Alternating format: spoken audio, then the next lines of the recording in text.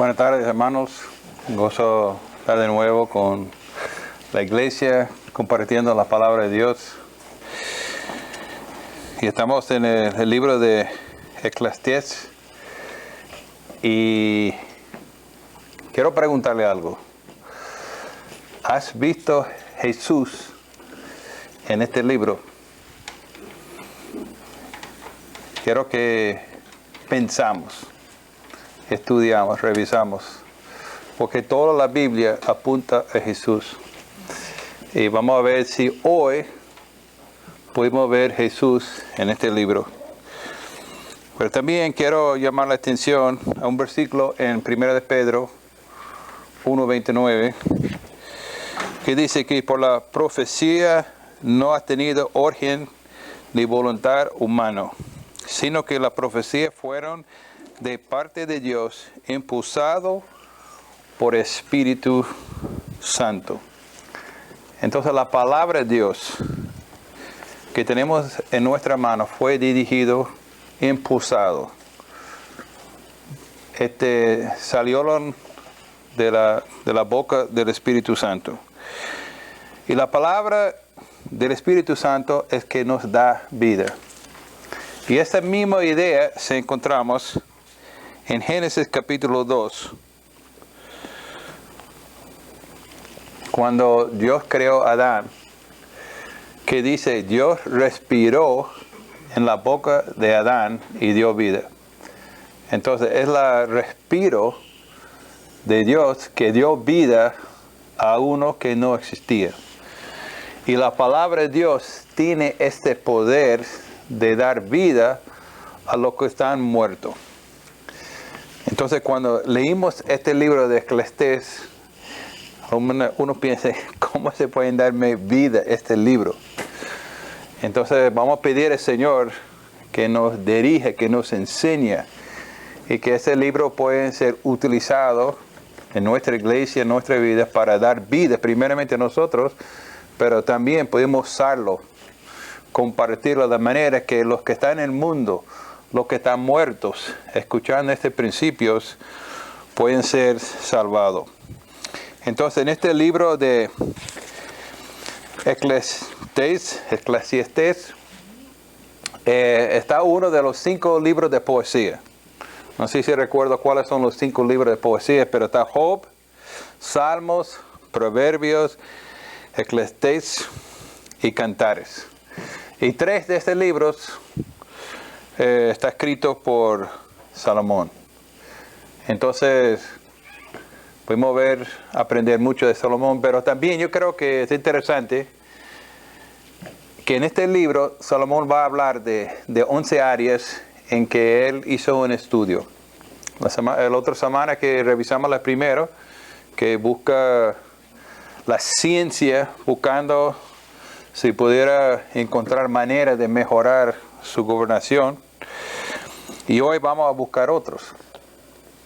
Pero yo creo que es interesante de ver que Salomón, uno cristiano, cómo se pueden desviarse.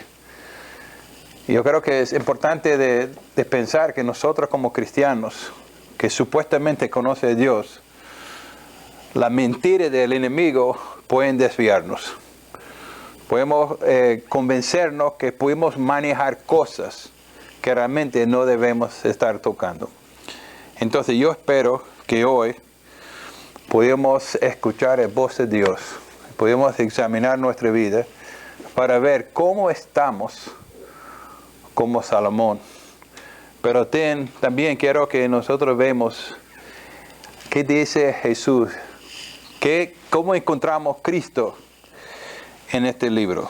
Entonces vamos a leer las primeras 17 versículos de ese capítulo y después oramos al Señor. Entonces acompáñenme por favor en sus Biblias, capítulo 2, vamos a leer las primeras 17 versículos. Y dije entonces, vamos pues a hacer la prueba de los placeres y me dará la gran vida. Pero aún esto resulta un absurdo y la risa considera una locura. En cuanto a los placeres, ¿para qué sirven? Quise luego hacer la prueba de entregarme el vino, si bien mi mente estaba bajo control de la sabiduría, y de afanarme de la necesidad hasta ver que el bueno le encuentre el hombre en lo que está bajo el cielo durante los contados días de su vida. Realicé grandes obras.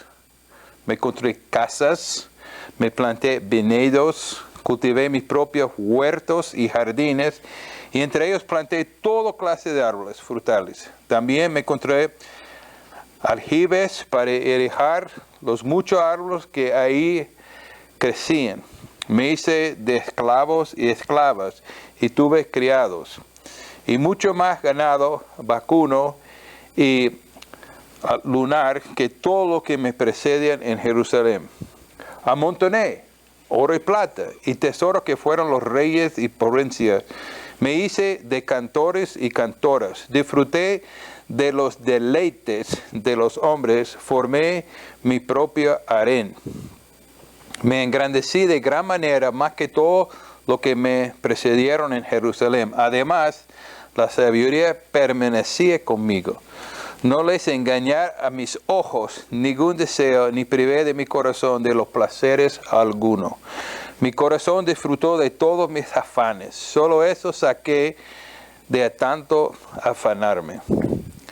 Consideré luego todas mis obras y el trabajo que había costado realizarlas, y vi que todo era un absurdo, una corriente tras del viento y en un provecho saqué de esta vida. Consideré entonces la sabiduría, la necedad y insensatez. ¿Qué más puede hacer el sucesor del rey aparte de lo que ya ha hecho? Y pudo observar que hay más provecho en la sabiduría que en la insensatez, así como hay más provecho en la luz que en las tinieblas. Y el sabio tiene los ojos bien puestos, pero el necio anda en oscuras. Pero también me di cuenta de que un mismo fin le esperaba todo. Me dije entonces, si al fin voy a acabar igual que el necio, ¿de qué me sirve tan ser sabio? Y concluí que también esto es absurdo, pues nadie se cura jamás de sabio ni el necio. Con los pasos del tiempo, todo cae en olvido. Y lo mismo mueren los sabios y los necios. Aborrecí entonces la vida, pues todo cuanto se hace en ella me resulta repugnante. Realmente todo es absurdo, es corriente tras del viento. Oremos. Señor, gracias por estas palabras. Gracias que fue dirigido por tu Espíritu Santo. Señor, ahora pido que tome estas palabras, use ese servidor y trae vida a nuestra vida. Señor, usa nosotros para compartir sus palabras para los que están muertos, a los que están buscando los placeres, los que están buscando en lugares equivocados. Señor, queremos ver Cristo. Y pido que hoy, mirando este capítulo, pudimos ver de nuevo a quién debemos enfocar, a dónde debemos poner nuestros ojos. Sea glorificado en esta tarde. En el nombre de Jesús te lo pedimos. Amén. Entonces, dijimos en el libro de Salomón, vamos a encontrar 11 pruebas. Y hoy vamos a ver 2 de esas pruebas. Entonces, primera prueba es que él va a hacer un estudio sobre los placeres. Y él va a investigar 5 áreas. Y acabo de leer los 5 áreas. Primero, entretenimiento. El segundo es vino. Tercero, posesiones. 4, riqueza. El quinto, música y baile. Y puso también otra cosa. Entonces vamos a ver qué provecho sacó Salomón de esta investigación. Y después va a hacer otra investigación sobre el conocimiento. También usaba la palabra sabiduría. ¿Y qué diferencia hay entre un sabio y un insensatez? Va a mirar algo positivo y ver algo negativo. Pero lo que quiero preguntar, ¿qué provecho podemos sacar de ese para nosotros hoy en día? Entonces lo que quiero hacer es comentarios de estas 5 áreas de cómo buscar placer. Entonces tenemos aquí en los primeros 2 versículos el primer placer que él buscaba, de divertirse en entrenamiento. Entonces pasar un buen rato. Buscaba cómo pueden divertirse. Entonces dice que me dije entonces, vamos, pues haré las pruebas de los placeres y daré de la gran vida. Pero este tuvo un resultado un absurdo y la risa lo considero una locura. En cuanto a los placeres, ¿para qué sirven? Entonces, ¿cuál es su conclusión? Él hizo una prueba. Busqué en esta primera parte, no dice exactamente cuáles son los placeres que busqué, pero es interesante. Acompáñame un momentico a Salmo 57. Salmo 57, y quiero leer versículos 7 a 11. Salmo 57. Salmo 57 y versículos 7 a 11. Salmo 57, versículos 7 a 11. Firme está, oh Dios, mi corazón. Firme está mi corazón. Voy a cantarle alabanza. Desperté mi alma, desperté arpa y leer. Haré despertar de nuevo día. Te alabaré, Señor, entre todos los pueblos. Te cantaré salmo entre las naciones. Pues tu amor es tan grande que llega a los cielos. Tu verdad llega hasta el firmamento. Tú, oh Dios, estás sobre todos los cielos. Tu gloria cubre la tierra. ¿Quién es ese hombre escribiendo estas palabras? Era el rey David. Y qué lástima que ahí está su hijo, habiendo mirado a su papá, gozando, dirigiendo y meditando en la palabra de Dios. Y ahí tenemos este hombre buscando placeres en otra cosa. En vez de buscar a Dios y buscar su deleite, aquí tenemos a él buscando placeres. Entonces, ¿cuál es su conclusión? ¿Cuál es la conclusión de buscar placeres? Que ellos demoran poco. Al terminarlo, se acaba. Dice que está como el viento que desaparece. Y una cosa que creo es importante de recordar, y me acompaña un momentico, Hebreos capítulo 11, y me gustaría leer versículos 24 y 25. Uno que aprendió quizás de la vida de Salomón, que fue Moisés. No, Moisés no aprendió porque vino primero. Pero es hombre que realmente tenía sus ojos puestos correctamente. Dice así: por fe Moisés, ya adulto, renunció a ser llamados hijo del hijo de Faraón.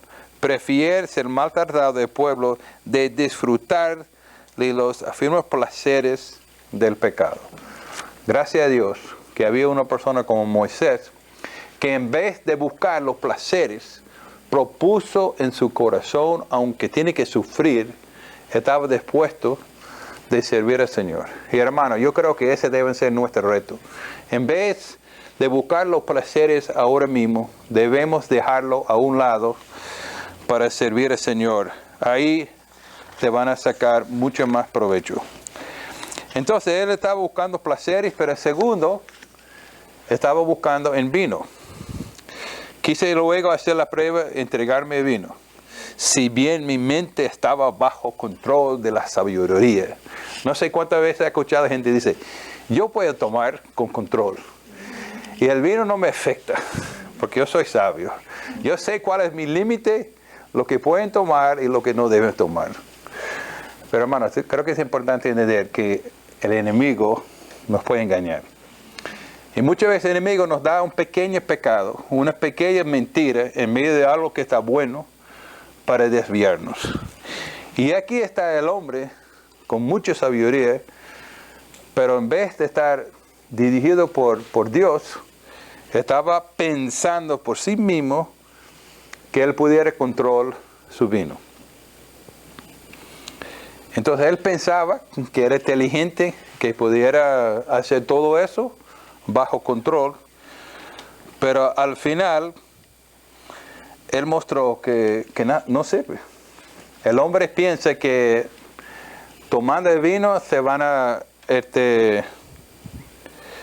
la gente dice que, bueno, quiero sentir bien, me ayuda a olvidar y preocuparnos de las cosas por un rato. Y realmente esa es una mentira del enemigo. Y como Salomón puede ser desviado para una mentira, también nosotros. Entonces tenemos que tener cuidado de mantenernos en la palabra de Dios para no ser desviados, de no pensar que nosotros podemos jugar con cosas pensando que yo sé el límite. Yo puedo meterme y control bajo. Y vemos la conclusión más adelante. Él no dijo en este versículo la conclusión, pero al final él va a reconocer que también es vano de buscar el placer, buscar el bien de tu cuerpo tomando vino. Y después de hacer ese juego con el vino, decidió en versículos 4 a 7 realizar y buscar posesiones. Es interesante en versículos 4 a 7 las grandes cosas que había acumulado. Dice obras, casas, viñedos, huertos, jardines. Y en ellos planté toda clase de árboles frutales. Construir piscinas, lugares para mantener agua, para dar riego a todas sus matas. Y acumuló personas para criar todos sus bienes, esclavos y esclavas. Y él estaba un poco orgulloso porque dice que tiene más que todo lo que había antes de él. Entonces, una cosa interesante estudiando eso es que la palabra que usa aquí para jardín en el griego se traduce paraíso. Yo me imagino que Salomón estaba tratando de crear el perfecto paraíso. Entonces, si vemos toda la cosa que había construido, es como que estaba tratando de replicar el paraíso que hizo Dios en el jardín de Edén.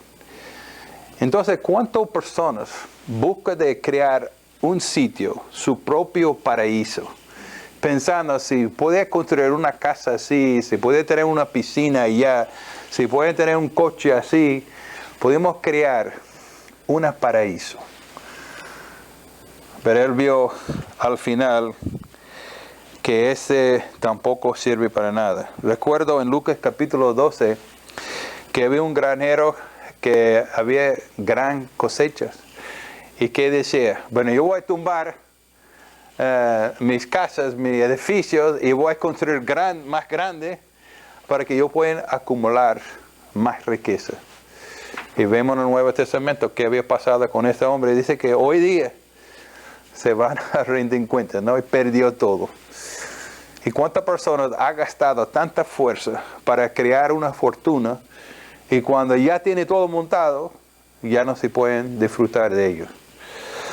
Entonces, Salomón tiene razón de decir que ¿para qué sirve todo eso? También en versículo 8 vimos que no era suficiente de tener posesiones, pero quería acumular dinero.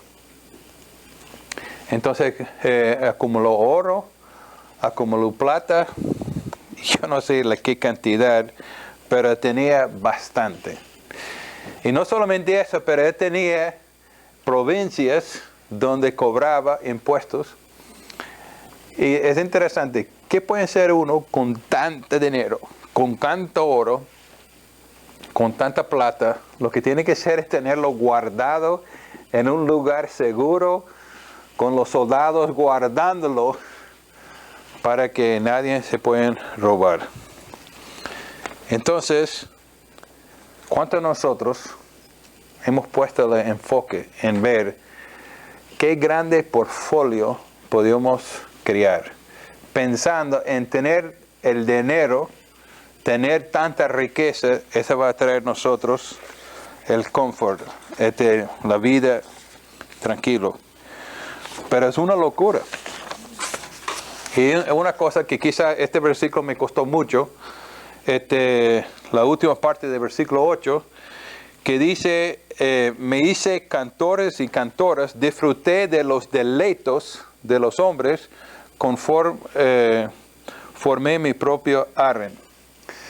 Entonces la palabra aquí, deleites, hasta estaba preguntando, Eddie se preguntó, profesor de hebreo, y realmente hay muchas opiniones distintas, pero para mí, resumiendo eso, hoy en día es como un discoteca.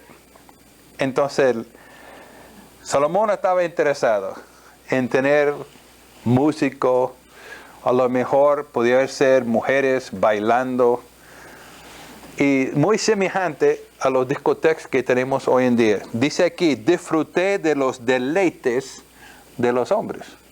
Entonces tú puedes imaginar cuáles son los deleites de los hombres.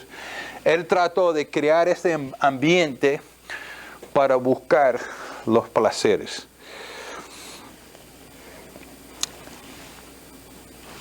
Pero nada, el placer solamente sirve en el momento y se va como viento.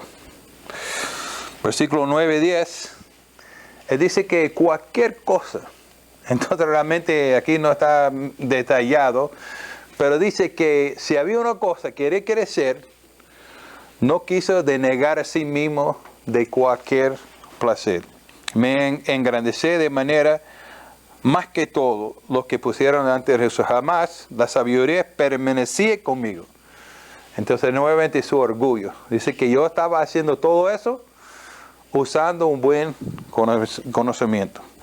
Y qué triste que muchas veces nosotros pensamos que estamos haciendo bien y nuestro corazón está engañando a nosotros mismos. Dice Jeremías 17:9 que el corazón es más engañoso de todos. ¿Quién puede entenderlo? Entonces aquí vemos el hombre pensando que tiene sabiduría, siendo engañado. Entonces veo aquí un poco de orgullo, diciendo que tenía más de todo que estaba de antes. Y dice aquí, considero que disfrutaba de todos los placeres con moderación. Entonces, ¿cómo es que nosotros como cristianos podemos ser engañados? Hay que tener cuidado, porque nuestra naturaleza pecaminosa siempre busca cómo pintar la cosa para que se vea bien, pero en realidad no sirve para nada. Dice que quiso disfrutar de mi trabajo y las cosas que son recompensa de mi trabajo. ¿Cuántas personas piensan así hoy en día? Yo he trabajado mucho, yo merezco disfrutarme de mis labores. Yo merezco esto, yo merezco esto. Todo eso para satisfacer a mí mismo. Pregunto, ¿no así es como mucha gente son hoy en día? ¿No es como nosotros también? Pregunto, ¿tenía Salomón autocontrol? ¿Qué dice el versículo 10? No les negué a nada. Cualquier cosa que él quería probar, estaba dispuesto de probarlo. Ahora, versículo 11. ¿Cómo fue la conclusión de su investigación sobre los placeres? Aquí se resume de los 5 áreas, más las otras cosas. En versículo 11 que dice, consideré todo mis obras y trabajo que había costado realizarlas y vi que todo era absurdo, un corriente tras del viento y que ninguno provecho se ha sacado de esta vida. Una pérdida total. Es como atrapar el viento y guardarlo en una caja. Es imposible. Todo fue en vanidad. Él buscó sus placeres bajo el sol o podemos ser bajo el cielo y miraba hacia abajo. El error de Salomón fue el que no miró hacia arriba. No consideró cómo pudiera honrar a Dios con tu sabiduría, con todas sus habilidades, con todas sus cosas. ¿Cuáles fueron los placeres del paraíso terrenal de Salomón en comparación de deleite y comer en el árbol de la vida que está en medio del paraíso de Dios? Lo que el hombre puede crear en este mundo. Los paraísos que se pueden imaginar y crear realmente no son igual del paraíso que Dios tiene para nosotros en el cielo. De comer un día de verdadero árbol de la vida. Nosotros pensamos que podemos crear, pero realmente ni compara de lo que Dios tiene para nosotros en el cielo. El San Agustín dijo que hay un agujero formado de Dios en cada persona. Nadie puede llenar ese agujero excepto de Dios. Salomón trató de llenar este vacío de su vida con vino, con entrenamiento, con baile, con danza, y ninguno sirvió para satisfacer su corazón. Todo era como viento.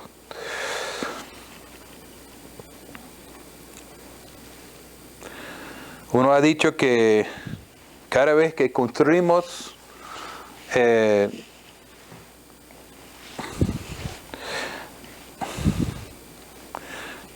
voy a dejar eso. Resumo de esta primera parte. Nosotros necesitamos alguien que pueda hacer algo nuevo. Necesitamos una nueva creación. Necesitamos un verdadero segundo Adán. Salomón, con su esfuerzo, trató de crear con sus propios recursos una jardín de Edén. Y el resultado es que se no puede. Y realmente veo en este capítulo, está apuntando a Jesús. Porque realmente solamente Jesús puede hacer un corazón de nuevo. Necesitamos alguien que pueda mostrarnos un ejemplo perfecto. Y eso es lo que tenemos en Jesús. Mirando a Jesús, podemos ver realmente cómo podemos disfrutarnos de Dios. Se pueden ver realmente la manera correcta de vivir la vida. Salomón tenía mucha sabiduría, pero lo invirtió en su propia vida mirando hacia abajo. Pero Jesús miró hacia arriba y usar toda su fuerza, todas sus habilidades para extender el reino de Dios. Y vemos una vida bien hecha, logrando tanto, no solamente para los discípulos, pero hasta nosotros hoy en día. Entonces, terminó la prueba de placer, un fracaso. Segundo, él hizo una investigación entre el conocimiento de los sabios y de los insensatos. Entonces vemos algo positivo de ese experimento. Vemos en versículos 12 y 14. Consideré entonces los sabios y la necesidad y insensato. ¿Qué más puede hacer el sucesor del rey aparte de lo que ya ha hecho? Y pueden observar que hay más provecho en la sabiduría de en la sensatez, así como hay más provecho en la luz de las tinieblas. El sabio tiene los ojos bien puestos, pero el necio anda en la... Entonces él vio algo positivo en esta investigación, que de verdad él pensaba, bueno, la diferencia entre este experimento del primero, que en el primero usaba pudimos hacer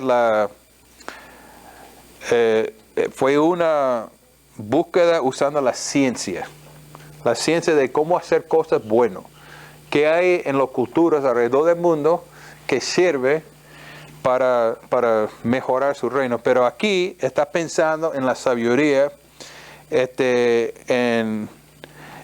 usa buen razonamiento en lógico,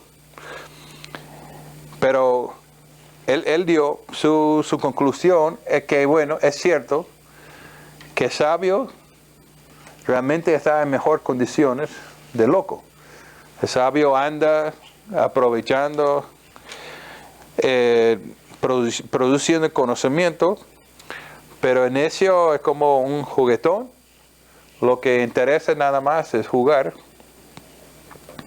Entonces él dice, bueno, la sabiduría de verdad puede ayudar a una persona a llevar una vida mejor.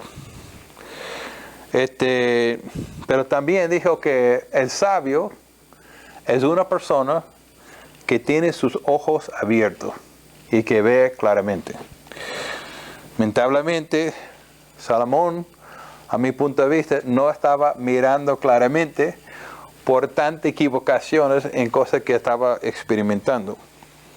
Pero dice que el necio es ciego. Y hermano, los que están en el mundo, los que andan conforme a la carne, no se pueden ver el pecado como el pecado. El ciego no puede ver Dios, que Dios es Dios. No pueden ver Cristo, no ve el cielo y realmente no ve el infierno. Está ciego. Todo ese término para él es ciego.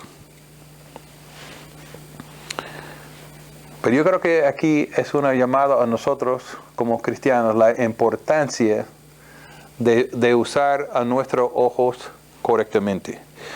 A mí me encanta 1 Corintios 2:9, que dice, antes bien, como está escrito, cosas que el ojo no ha visto, ni oído, ni ha subido en el corazón del hombre, son las cosas que Dios tiene preparado para que los que aman.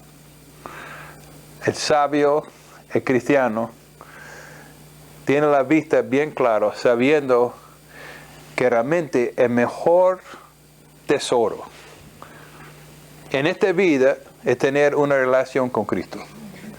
Y no hay mejor bendición de haber tenido nuestros ojos abiertos y realmente entender y conocer a Jesús. Y esa es la bendición que nosotros tenemos nacido de nuevo, que nuestros ojos están abiertos y pudimos ver claramente y tenemos este privilegio. No sé si recuerdo de Job 31, que Job hizo un pacto con sus ojos de no ver nada malo con sus ojos, y así tenemos que ser como cristianos. Dice, bueno, yo quiero usar mis ojos con sabiduría para bien. Entonces, en conclusión, podemos hacer que tenemos que ver claramente cuáles son las trampas del enemigo. Vamos a usar nuestros ojos correctamente. Vamos a ver la cosa como es. Necesitamos usar nuestros ojos, necesitamos usar las palabras, de escudriñarlos para poder ver claramente qué debemos hacer y lo que no debemos hacer. Bueno, entonces, él vio algo positivo, pero también en el versículo 14 y 16 había otra conclusión negativa. Pero también me di cuenta que un mismo final le espera a todos. Me dije entonces, si al final voy a acabar igual que el necio, ¿de qué me sirve tanta sabiduría? Y concluí que también ese es un absurdo, pues nadie se recuerda jamás de sabiduría, de sabio ni el necio. Con el paso del tiempo todo cae en el olvido, y de la misma manera los sabios y los necios. Entonces su conclusión negativa es que los dos van a morir. Entonces, teniendo sabiduría, no va a extender su vida para siempre. Entonces dice, ¿para qué sirve tanta sabiduría? Se me va a terminar como necio, muerto. Y también aquí algo negativo, dice que es triste porque nadie va a recordar de mí. Y realmente cuando uno se olvida de nosotros, en un sentido, es una maldición. Pero cuando alguien recuerda de nosotros, realmente es una bendición. Y él siente ese peso de que van a ser olvidados. A morir se acaba todo y se olvida todo. Eso es lo que piensa el mundo. Y necesitamos tener sabiduría de cómo comunicar la verdad. Y cuando morimos, no es todo. Tenemos que un día rendir cuentas. Es interesante que hay otras personas en la Biblia que tenían una actitud semejante a Salomón en esto. Y vemos en el versículo 17. Dice su conclusión: aborrecí entonces la vida, pues todo canto se hacen en ella me resulta repugnante. Realmente todo es absurdo, es correr tras de viento. Entonces, la conclusión de este buscamiento entre sabio y necio, él dice, aborrecí entonces la vida. Es interesante que escuchamos esas mismas palabras de Jonás. Él odió la vida, quería morir. Estaba en este pez, quería morir. También Job, Dios mismo. Elías también dijo el mismo. En un momento, Moisés dijo el mismo. También hasta Jeremías. Y tengo esta referencia que pueden compartir. Pero tenemos un ejemplo bueno de Pablo. Yo creo que es importante de mirar a ese capítulo por los ojos de Pablo. Pablo no odiaba la vida. Y si una persona era justificado de preocuparse, estar ser aborrecido de la vida, era Pablo. ¿Cuántas tribulaciones, cuántas cosas ha pasado a Pablo? Él tenía el derecho de decir, bueno, ya, yo he soportado demasiado, ¿no? Pero mira la actitud de Pablo. Para mí, vivir es Cristo y morir es ganancia. Yo creo que Pablo tenía la vista correcta. Él entendió que para vivir es para aplacer a Cristo. Con Cristo estoy juntamente crucificado y ya no vivo yo, mas vive Cristo en mí. Y ahora lo que vivo en la fe, lo que ahora lo vivo en la fe del Hijo de Dios, el cual que me amó y se entregó a sí mismo. Para Pablo, a vivir es para Cristo. Pase lo que pase, él estaba dispuesto de ser todo lo que se hizo para la gloria de Dios. Si tiene que sufrir, es para Cristo. Si tiene que ir a ser en un accidente en el mar, bueno, es para Cristo. Quería glorificar a Cristo con su vida. Entonces, mirando la actitud de Salomón, nos llama la necesidad de tomar otro punto de vista. Entonces yo quiero retocar 2 versículos para terminar. En versículo 12, mirando este estudio de Salomón, dice, ¿qué más puede hacer el sucesor del rey, aparte de lo que ya ha hecho? ¿Qué puede ser alguien que ya yo había hecho? Entonces Salomón no logró hacer lo que quería hacer. Necesitamos un hijo mayor de David, porque el hijo menor, Salomón, no logró. Pero la verdad es que hay uno que hizo mucho más de Salomón. Y es el hijo mayor de David, que es Jesucristo. Jesucristo es nuestro ejemplo. Jesucristo realmente logró invertir su vida de manera que Dios sea glorificado. Jesús pudiera vivir una vida que ya no era como el viento perdido. Tenía mucho valor. Tanto valor que pagó el precio de lo que está en Cristo. Y también es interesante, versículo 16, que decía, nadie va a recordar de mí. Pues nadie se acuerda jamás del sabio ni necio. Pero eso no es cierto.